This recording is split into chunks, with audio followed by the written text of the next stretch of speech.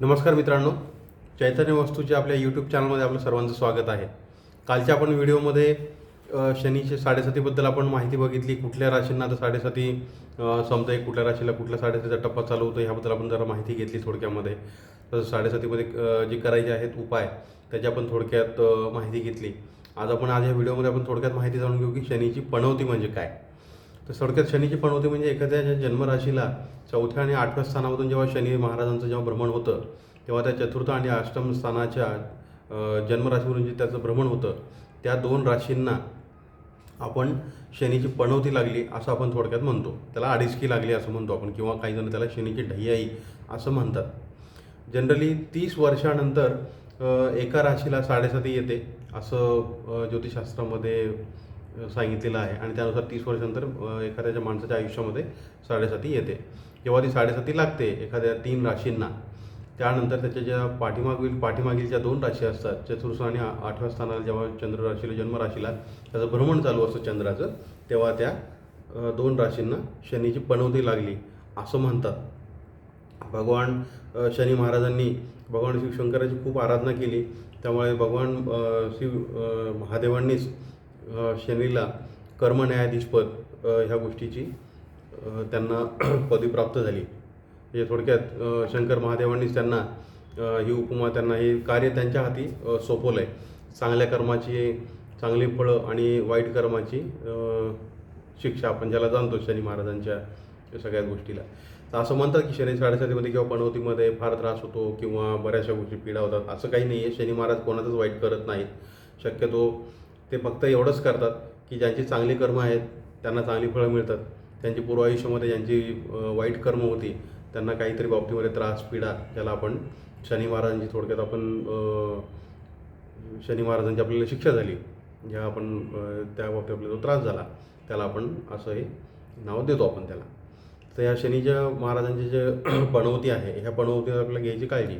त्याच्यामध्ये काही नाही, ते महाराजांची उपासना करायची. दर शनिवारी शनी महाराजांचा आपण स्तोत्र महात्म्य पठण वाचन करायचं आहे. हनुमान चालीसा, मारुती स्तोत्र, हनुमान वडवानला स्तोत्र आहे, पंचमुखी हनुमान कवच आहे. ह्या गोष्टींचा ह्या स्तोत्रांचा आपण आपल्या उपासनेमध्ये समाविष्ट करायला पाहिजे. दर शनिवारी आपण तेल दान करायला हवं. काळे उडीद, मीठ ह्या गोष्टींचं आपण दान करायला हवं. गोरगरिबांना आपण कपडे दान देऊ शकतो. गोरगरिबांना आपण अन्नदान देऊ शकतो. तर हे आपण जे दान करत आहे ह्या केलेल्या दानामुळे सुद्धा शनी महाराज आपले प्रसन्न होण्यास आपल्याला मदत होते. गोरगरिबांची सेवा, आईवडिलांची सेवा ह्या गोष्टी ज्या आहेत, शनी महाराजांना तेल चढवणं, ह्या ज्या सर्व गोष्टी आहेत ह्या सर्व गोष्टी शनी महाराजांना आवडत्या आहेत. तर त्याच्यामुळे त्यांच्या ज्या आवडत्या गोष्टी आहेत किंवा शनी महाराजांचा जप आहे, ओम शम शनिश्चराय नमः, हेच आपण नित्य दररोज सकाळी किंवा संध्याकाळी याचा आपण जप करावा. शक्यतो शनी महाराजांचा जो जप आहे किंवा उपासना जी आहे ती संध्याकाळी सूर्यास्तानंतर केली जाते. बघा, दर शनिवारी संध्याकाळी तुम्ही बघत असाल बरीच जणं पिंपळाच्या झाडाखाली दिवा लावतात, पिंपळाच्या झाडाला पाणी घालतात, दूध घालतात, काळे तीळ घालतात, 7 प्रदक्षिणा घालतात. तर शक्यतो सूर्यास्तानंतर शनी महाराजांची जी उपासना आहे ही बऱ्या प्रमाणात केली जाते. आता एखाद्याच्या कुंडलीमध्ये शनी कसा आहे, शुभ आहे, अशुभ आहे, कुठल्या राशीत तो बसलेला आहे, उच्च राशीत बसलेला आहे, नीच राशीत बसलेला आहे, त्याला महादशा कुठली चालू आहे, आंतरदशा कुठली चालू आहे. शक्यतो जेव्हा एखाद्याच्या राशीला, एखाद्या व्यक्तीच्या राशीला जेव्हा 7.5 चालू असते किंवा पनौती चालू असते तेव्हा त्याला थोडा त्रास हा कमी जास्त प्रमाणात होऊ शकतो. परंतु जेव्हा त्याला सोबतच जर शनीची महादशा, शनीची आंतरदशा जरी चालू असेल तर हा थोडा त्रास जरा वाढलेला दिसून येतो. तर ह्या काळामध्ये जास्तीत जास्त शनीची उपासना किंवा शनीचं उपरत्न जे आहे, जसं आपण शनीचं जे नीलमरत्न आहे हे आपण खूप काळजीपूर्वक द्यायला पाहिजे.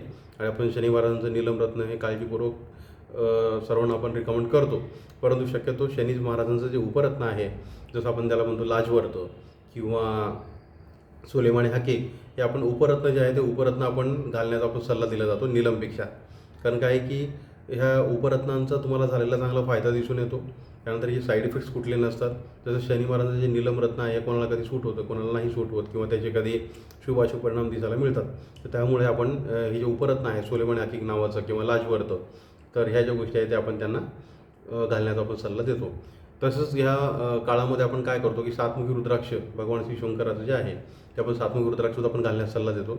7मुखी रुद्राक्ष घातल्याने शनी महाराजांचा थोडा मनावर तेवढा त्रास होत नाही, त्रास कमी होतो. तसंच दर सोमवारी किंवा दर शनिवारी तुम्ही भगवान शिवशंकर महादेवाच्या पिंडीवर दूध, पाणी, काळे तीळ याचा जलाभिषेक तुम्ही करू शकता, रुद्राभिषेक करू शकता एखाद्या सोमवारी. ह्या गोष्टींचं जरी आपण भगवान शिवशंकराची जरी आपण आराधना केली, तसंच कालभैरव जे आहेत कालभैरवांसुद्धा उपासना केल्याने म्हणतात की शनी महाराजांचा जो त्रास आहे बऱ्यापैकी कमी होतो. तर एखाद्या रविवारी किंवा कालाष्टमी जेव्हा एखाद्या महिन्यामध्ये असते तेव्हा तुम्ही कालभैरवाची उपासना करू शकता.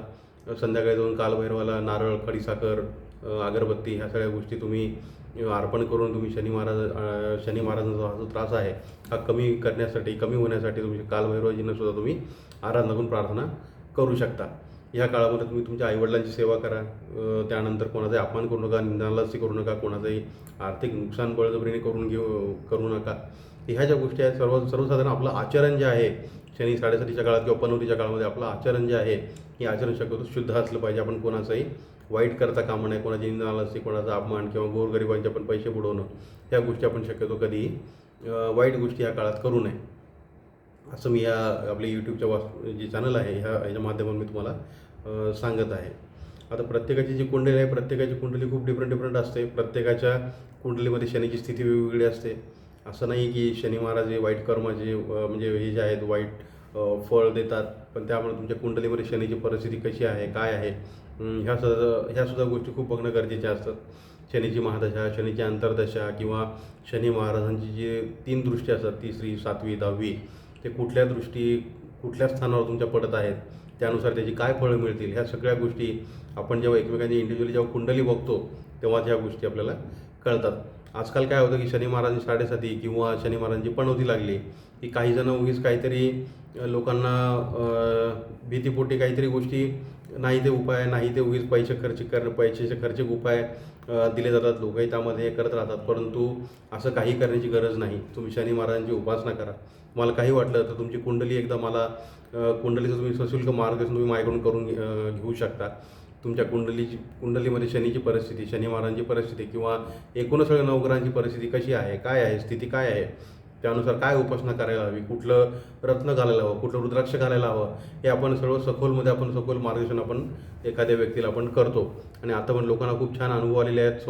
लोकांचे फीडबॅक असे आले की सर तुम्ही खूप छान गोष्टी एक्सप्लेन करून सांगता, खूप मनापासून तुमची तळमळ आहे, तुम्ही खूप लोकांना चांगलं मार्गदर्शन करता आणि आम्हाला त्याचा खूप चांगला अनुभव पण येतो आहे.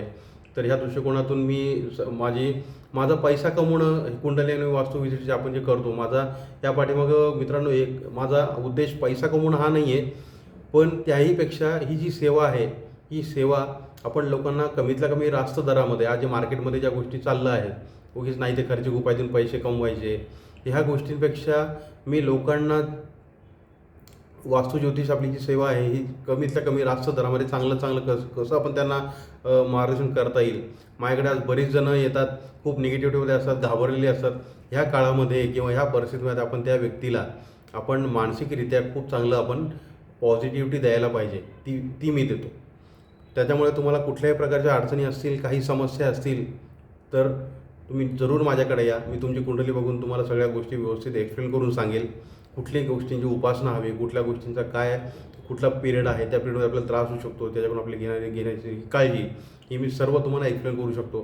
तुम्हाला रत्न कुठला हवं, रुद्राक्ष कुठला हवं, रत्न आणि रुद्राक्षसुद्धा आपण ओरिजिनल सर्टिफाईड लॅब जेमस्टोन्स आपण मार्केटपेक्षा रास्त दरामध्ये आपण लोकांना प्रोव्हाइड करतो आणि लोकांना त्याचे चांगले अनुभव आले आहेत. तुम्हालाही जर असं वास्तुकुंडली जर सशुल्क मार्गदर्शन हवं असल्यास तुम्ही निश्चित मला, मी आपल्या कॉमेंटमध्ये माझा कॉन्टॅक्ट नंबर मी तुम्हाला शेअर करतो. त्या कॉन्टॅक्ट नंबरला तुम्ही कॉल करून तुम्ही माझी अपॉइंटमेंट घेऊ शकता. आपण नक्कीच भेटू. आपण त्यावर तुमच्या कुंडली किंवा वास्तुविषयी ज्या गोष्टी आहेत त्यावर आपण मार्गदर्शन निश्चित करू शकतो. धन्यवाद. केदार कुलकर्णी, चैतन्य वास्तू ॲस्ट्रॉलॉजी.